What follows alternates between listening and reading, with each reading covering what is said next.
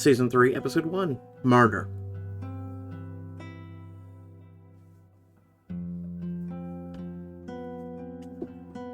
A week later. Audrey couldn't piece together the events of the past week. Time felt like a canvas riddled with holes. It was woven with the fragments of the memories that refused to form a coherent picture. The first few days after returning from the underground church passed as if she wasn't even there. The Astreans are hardly home. They're busy doing some cleanup.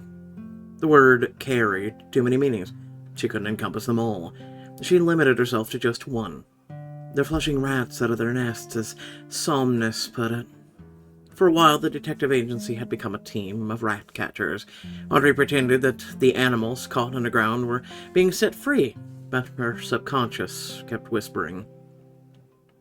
They swept through those corridors with merciless flames. Nothing but ash remained.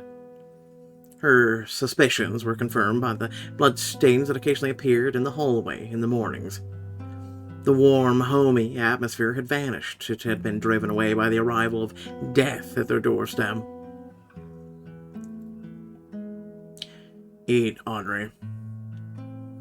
Are you flying out again today? Cassiel, gloomy as a storm cloud, reluctantly chewed through a hearty breakfast in silence. David ignored his coffee, now cold, and stubbornly pushed a plate towards her. No, we're done. Her appetite didn't return, but Audrey reached for her cup with a sigh of relief. Breakfast. Oh, God, that looks good. When is Mikhail coming back? I think today. While the demons handled the dirty work, the Archangel had been studying the breach that had almost opened that day. And he tried to unravel the main mystery. Malik, who had dissolved into the darkness unleashed by the spear. Nearby, the wolf whined and lifted his sad eyes to her. Bruno, you just ate. The animal slowly lowered his head. His whole demeanor made it seem like he actually hadn't been fed in ages. But if his owner was so cruel, of course he would accept his fate nobly and starve to death. Oh, fine, fine. Ignoring David's protest, she handed the wolf the meat portion of her breakfast. He's manipulating you, and you're happy to be manipulated. He'll be as big as a hog soon. He won't be able to fit into hell. Oh, stop it. He's such a good boy. He is. He's cute. The pet hadn't left her side since they'd returned from the church. And since the others were away so much, they didn't mind. The hellhound had turned into a lapdog. Audrey set her plate aside. I can't eat a thing. I'll distract them with questions instead. Any news about the followers? Fell, Malik, the beast?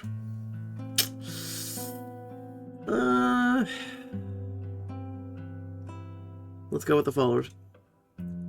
We wiped out everyone we could reach. Audrey took in the information distantly. Once again, she imagined rats. But she didn't keep that image in her mind for too long either. She felt too sorry for even the imaginary animals.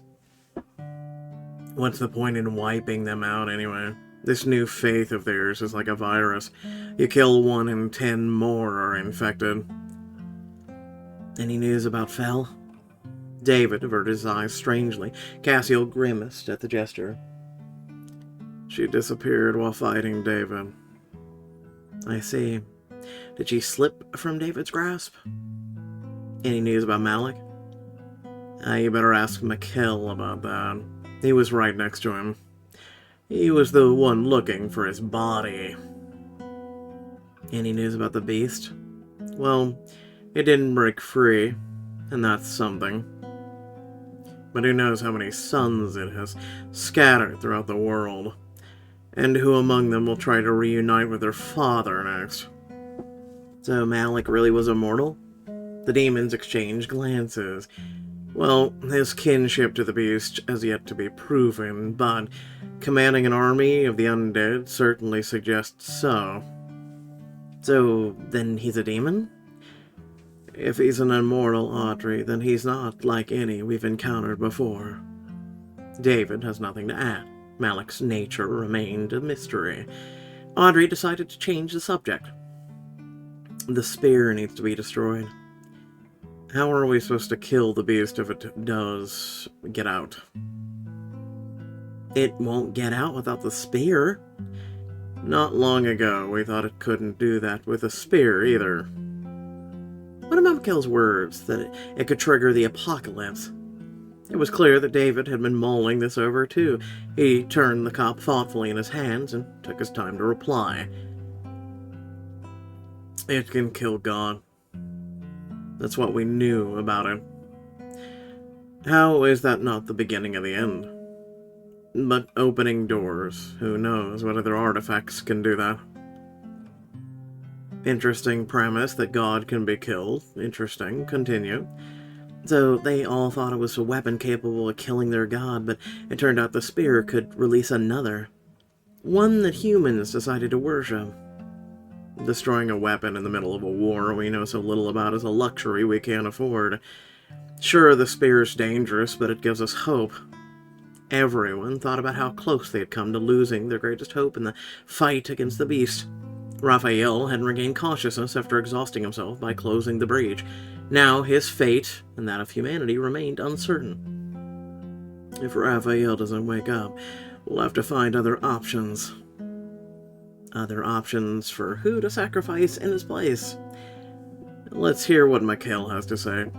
He must have been thinking of a plan while we were getting our hands dirty. David stood up and poured his untouched coffee down the sink. Oh, you've committed a sin, and I know you're a demon. It's even worse. Why don't we get some fresh air, Audrey, before Mikhail shows up with more problems? What do you suggest? David narrowed his eyes mischievously and stepped closer. Actually, I have a gift for you. I was going to leave it in your bedroom, but... Audrey gasped. A dress? David laughed at her quick reply. Am I that predictable? Cassio rolled his eyes and grumbled. God, just go already. I'll clean up here myself. David wrapped an arm around her waist and pulled her close. Come on, let's not embarrass our night. Audrey was so full of anticipation for the date that she only came to her senses at the door. Thank you, Cassio. The demon smiled and nodded. Just be back before Mikhail returns. I'm not covering for you.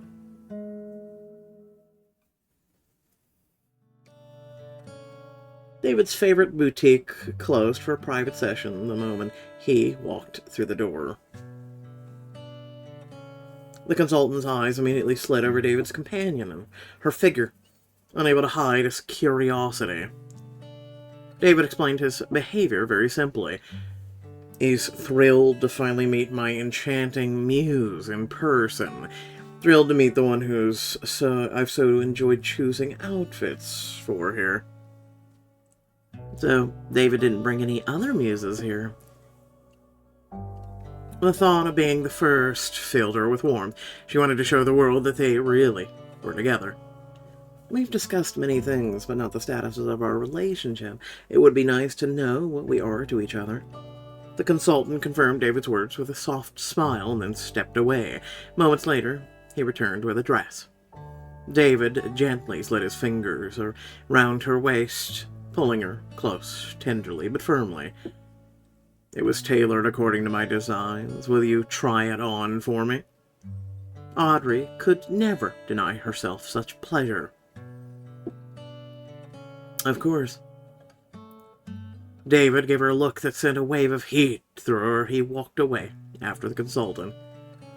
So David plays fashion designer in his free time, and he imagines me as his model. Audrey slowly undressed and picked up the dress. She held the bodice against her chest without fastening it and paused in front of the mirror. She turned slowly and studied herself.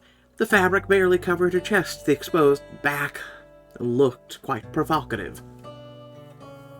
Audrey thought about How amusing it would be to ask David for help, to present herself to him like this, to see his reaction.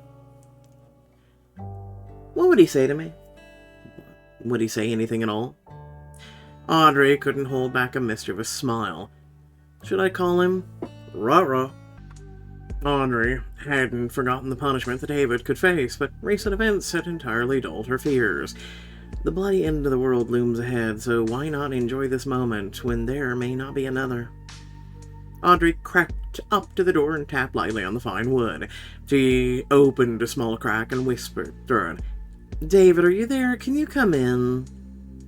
Audrey stepped away. She listened and caught the sound of movement. There was no need to repeat the request or call again. The demon slipped deftly into the fitting room, but he froze in his tracks as soon as he saw her. Without taking his eyes off her, he slowly closed the door. I think I'm the one who needs help, not you. David remained motionless. He was afraid that any move would lead to another, and then another, until he wouldn't be able to stop. Her delicate fingers teased near her nearly bare chest rather than covered it. He fought with all of his might against the growing desire inside of him. He tried to figure out what was on her mind.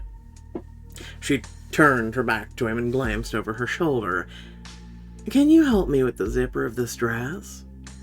His gaze didn't wander over her exposed body. It was fixed on her innocent profile. Audrey couldn't see his blazing stare, but she could feel it on her. She knew that David could see everything, that he could hear her every thought. He could feel her tremble, and he didn't believe her intentions were innocent. I'm afraid I can't. Should I call the consultant, then? He ignored her joke. One thought now pulsed through his mind, one singular desire: to possess. The world around them ceased to exist, shrinking to a single exquisite creature.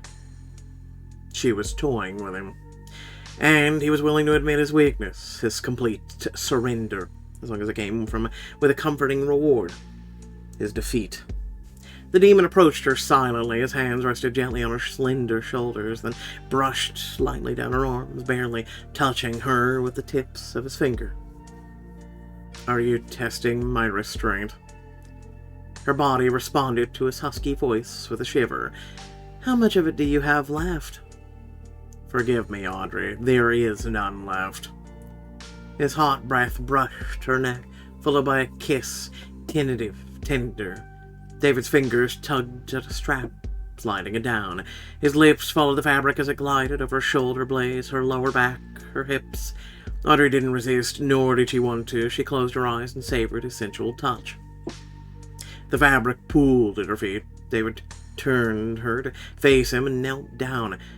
His tongue traced a moist path along her stomach. Well, we gotta be careful because YouTube. Just throwing that out there. He held her ankles to help her step out of the dress and tossed it onto a sofa. Waves of shivers coursed through her in response to his lips exploring her skin. Audrey knelt beside him. Her knees sank into the soft carpet, which could well serve as their bed. Okay, so pretty much had to skip it. Basically, in the Discord, there's a few images of what had happened, CG for their bound chicka wow wow. Again, join our Discord. Otherwise, I'm having to be a little wary because remember, Audrey is still a little scantily clad. Just saying. Something that YouTube may or may not get upset about, but let's digress. Basically, we're rejoining with the talks of, basically, she's not on birth control and she was worried about kids. Yeah, just catching you up. Let us continue. So far, the union of an immortal and a mortal has yet to produce a single child.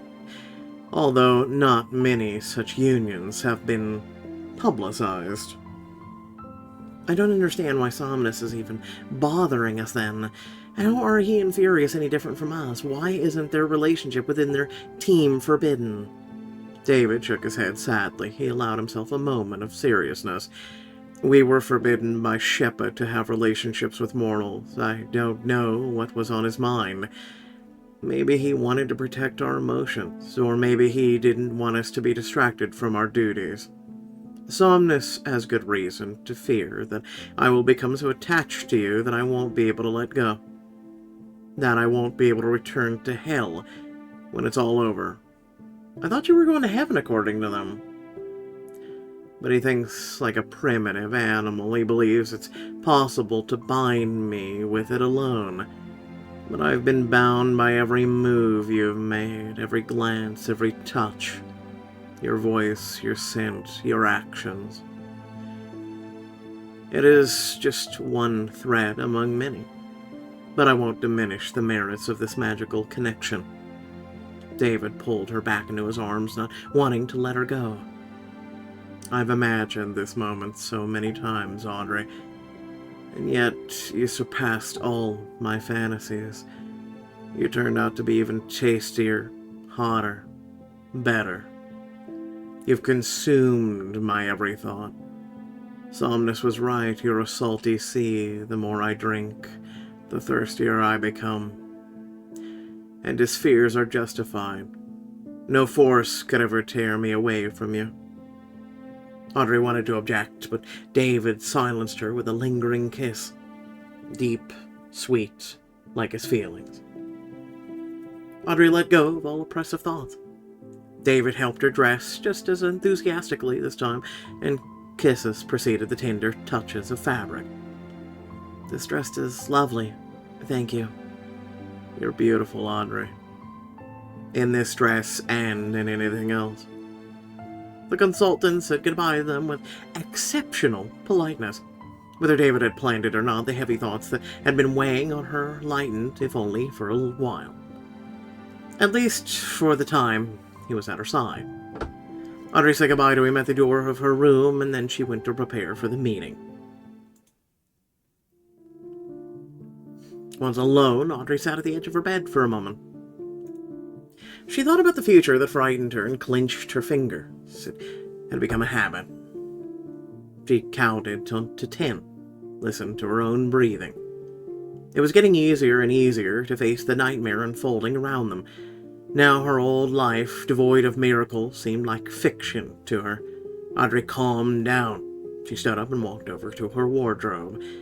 This isn't the time to wallow. I need to get ready. So, what should I choose? Didn't we just pick a Didn't we just pick an outfit? I'm just saying. Charming suit, mini skirt, pencil dress, white pants. Alright, let me think. I'm gonna do the mini skirt, which looks really weird, by the way. Now I need to fix my hair. Dahlia, geranium, jasmine, orchid, hellebore? Ooh, gerbera, violet. I'm gonna go with gerbera. I like it.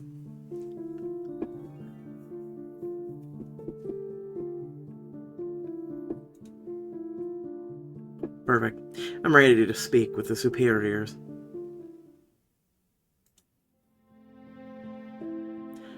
Mikhail looked tired and pensive, but the determination in his eyes hadn't faded. A brief summary of the week's events boiled down to the important point. The breach, though sealed, had changed something. Not just in them, but in the whole world.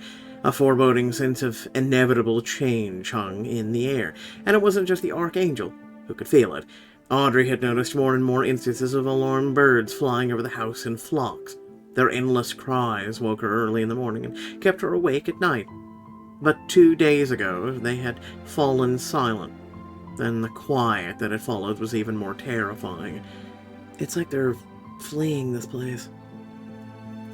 Furious's deep voice rumbled through the room.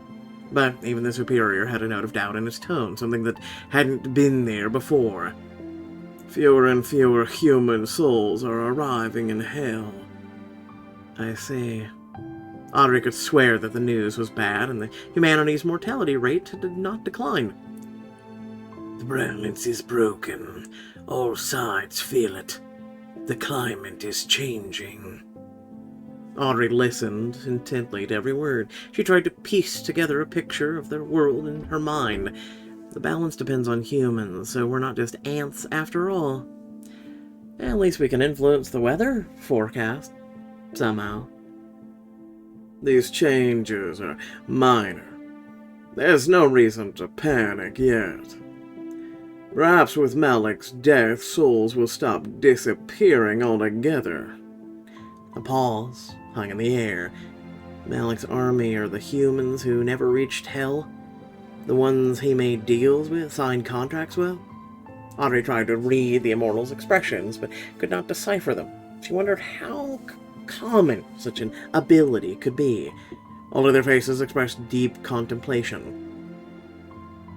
But only goal now is to find the book. Wherever Malik kept it, it must come to us and no one else. There are so many things I want to ask, but what question would be appropriate right now? So I'm assuming with that, we're only allowed to ask one question, so... Okay. Did you manage to learn anything about his past? Did you find his body? Did you check his office? Of course they checked his office. Did you manage to learn anything about his past? All of his documents are forgeries. Malik Sinner doesn't exist. David clicked his tongue loudly. We checked his mind, but didn't think to check his documents. When you live among humans, it's useful to think like them sometimes. Oh, we can ask all three. Okay. Did you find his body? Unfortunately, no. He was probably swallowed by the darkness that tried to escape from the breach. Did you check his office? Yes, it contained many intriguing things, but few useful ones. For example, we found the body of the professor whose position he took at your university, and numerous other bodies that contributed to his purpose in one way or another. None of you ever smelled the dead coming from his office? Interesting. Audrey imagined the dead eyes of his assistants. She nervously bit the inside of her cheek. Malik gathered many loyal followers. His connections among mortals are astonishing. Every person connected to him is ready to fight for him to the end. She didn't like the last sentence. It reeked of blood and death. Audrey remembered the crowd from the church. They had sunk into the ground before her eyes. Once again, she tried to understand what they had done to deserve such a fate. She failed. What about my father's case? Could he really have known him? If the ancient evil he tried to awaken was truly his progenitor, he could have been any age. Malik said the next sentence, or Mikhail said the next sentence without hiding his irritation. We need to talk to someone less involved in his bloody affairs. Who would be solely interested in Malik and not the beast? Audrey understood Mikhail's hint. Someone who might have loved him so much that they were digging into him while staying close. She cleared her throat and suggested, I think we should check with Ruth Fell, the receptionist. Oh, you mean the guy with the black wings that we had only met one time. He barely spoke and that was it? Yeah, okay. Oh, wait. Oh, I forgot about her. She was in book 1. And then she went away. The woman who worked as his receptionist idolized him. I'm sure she hung on his every breath, not just his every word. And she was definitely around him, at least on her schedule. Mikhail paused for a moment, as if he had lost his train of thought. I believe I can find her address in the papers we retrieved from his office. Is he lost because there's no longer a police officer on the team? No quick access to information? Audrey, come with me. I need to clarify something with you. Audrey obediently followed the boss. She could already guess who this was about.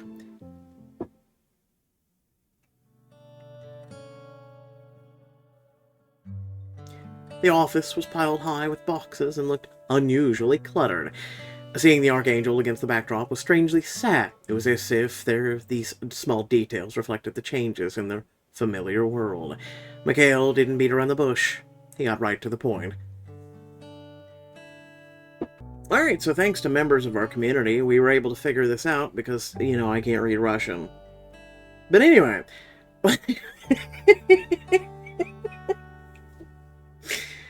This name is Lane, according to a couple people. So, Lane wasn't wrong, and that changes everything. Audrey dared to make a guess. So, are you going to invite her to Astrea now? The Archangel tossed a cardboard box onto the table. He began sifting through it for the address. No, definitely not now. For her safety, it's better if we keep our distance and speak of her as little as possible. He found the personal file quickly and placed the slim folder on the table. He beckoned Audrey closer. Is he going to erase my memory now? Audrey tried to delay the inevitable. Why can she read this book when others can't? God works in mysterious ways, Audrey. You received one role, she received another. We'll try to help your friend, but not openly. How do you plan to do that? I've hidden an artifact that might help her in the place where you agreed to meet next. Where's that? In the office, in the kitchen, in the garden? Yeah, because remember last time... I'm acting like the hint thing isn't on. Shut up. Remember he said to take a look at our garden next time. That was in the last episode of Book 2. Yes, Audrey, in the garden. That doesn't sound so very secure. Mikhail didn't let her continue her thought. The artifact will only be visible to her, the one who is worthy. If God believed in her enough to give her the ability to read the words in the book, then we must trust her as well. Audrey stepped closer to the Archangel and looked into his eyes. I'm ready. He frowned. Audrey licked her lips nervously. Aren't you going to erase my memory? He handed her the folder. I might regret this decision, but I feel like you're meant to remember your friend. And don't forget that from now on you're responsible not only for your own safety, but for hers as well. Be careful. Be prepared to die for the secret if necessary. She almost asked him to spare her from such a burden, but she let out a shaky breath and nodded. Many more lives are at stake if Mikhail's right. I still don't understand Audrey's purpose, then. Just saying. She literally now has no purpose if the beast is dead or whatever is going on. Audrey clutched the folder to her chest and made her way back to her colleagues. The street where the receptionist lived buzzed with intense energy. Everyone seemed to be in a hurry. People, cars, time itself. Audrey had grown accustomed to such a flow. She glanced around nervously. Alright, looks like she lives in that building. An old red brick structure loomed majestically amidst the surrounding chaos. Its walls bore the wisdom of years gone by. Everything in the world was fleeting, especially human life and its turmoil. Audrey stayed close to her colleagues to avoid being swept away by the unending stream of people. There are too many people here. And there are cameras on every lamppost. We're just going to talk to her, right? The snow-white window frames radiated calm. It felt like nothing bad could happen behind such a clean, expensive facade. Maybe we should split up to make sure she doesn't escape through a back door. Cassio had taken a few steps towards the main entrance when one of the building windows swung open. The familiar woman wobbled onto the windowsill, spreading her arms for balance. Oh no. Is she gonna jump? Malik's receptionist easily spotted the trio in the crowd below, and she gave them a pitiful look.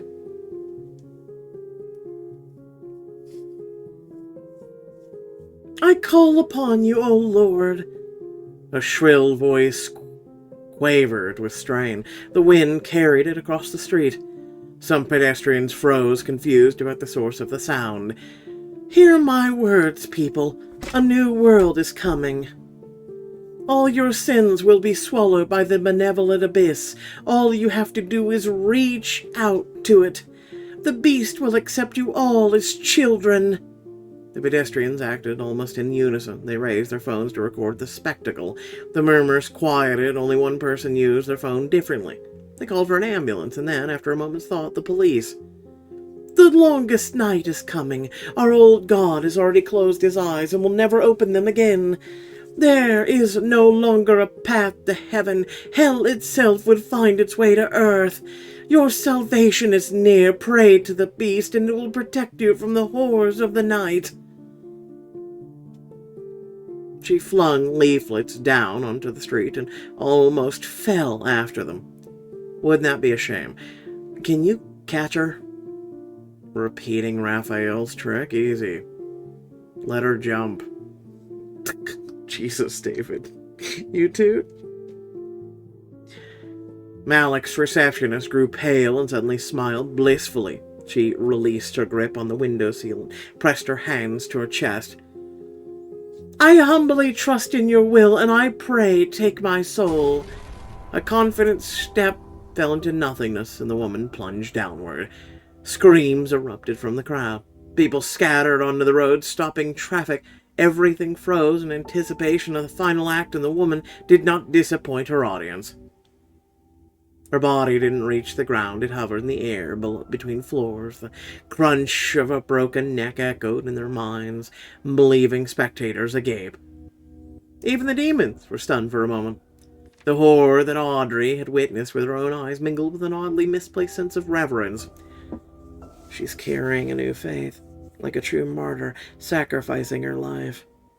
If her followers continue her mission, the beast will be on everyone's lips around the world in a matter of days. We need to get upstairs before the police arrive. With little time left, the trio rushed for the stairs.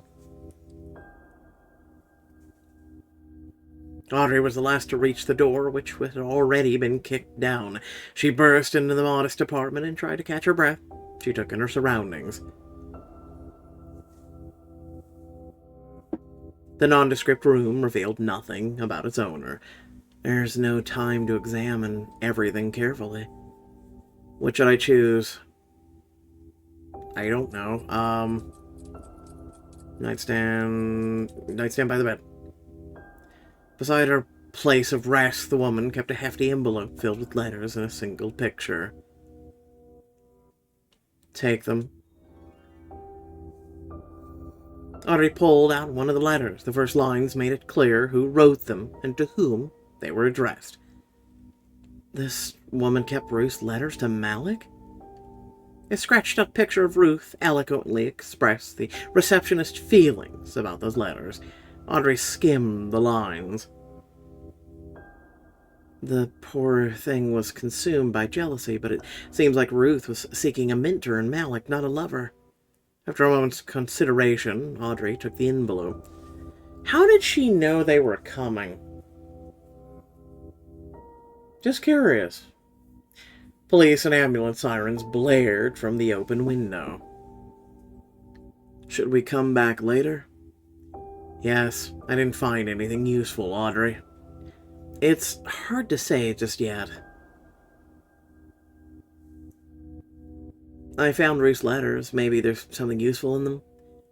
That's something, at least. Let's go. We need to get out of here before the police get up here.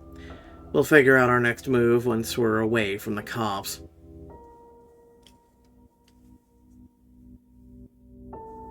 Their escape was interrupted by a low whisper. Exorcist poked his head out through the door, ajar door of the neighboring apartment.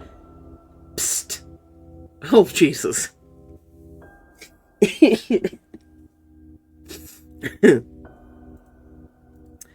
Oh, it's funny because I was thinking about using like a thing to cover what was going on earlier, but the words would upset YouTube too.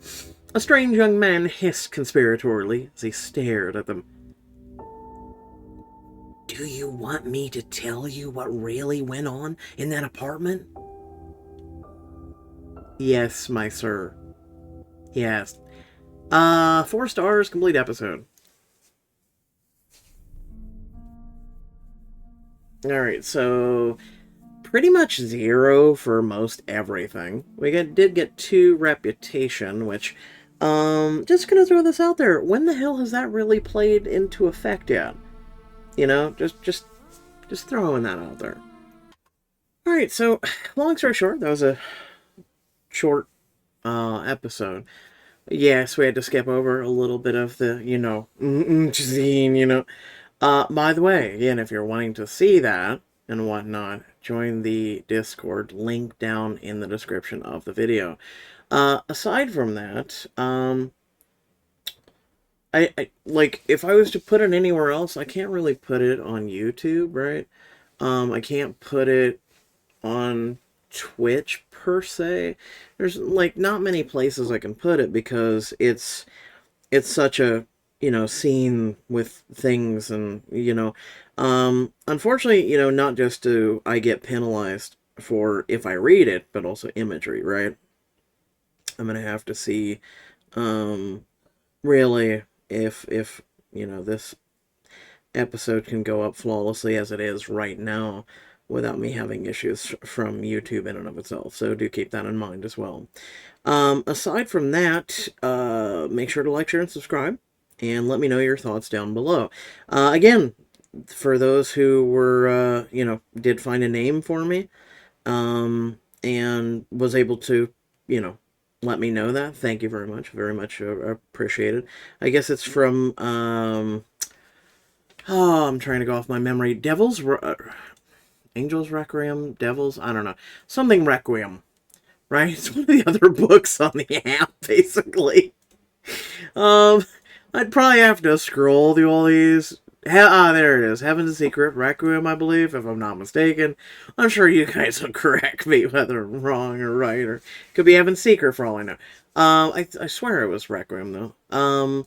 But aside from that, thank you. Very much appreciated. Aside from that, please stay tuned for more content, right? Make sure, like I said, subscribe, hit the bell, etc.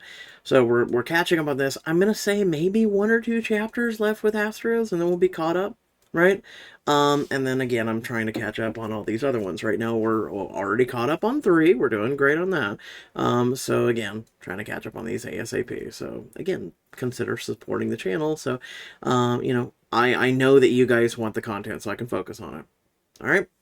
Otherwise, thanks for watching. Love your beautiful faces. Catch y'all later. Peace out.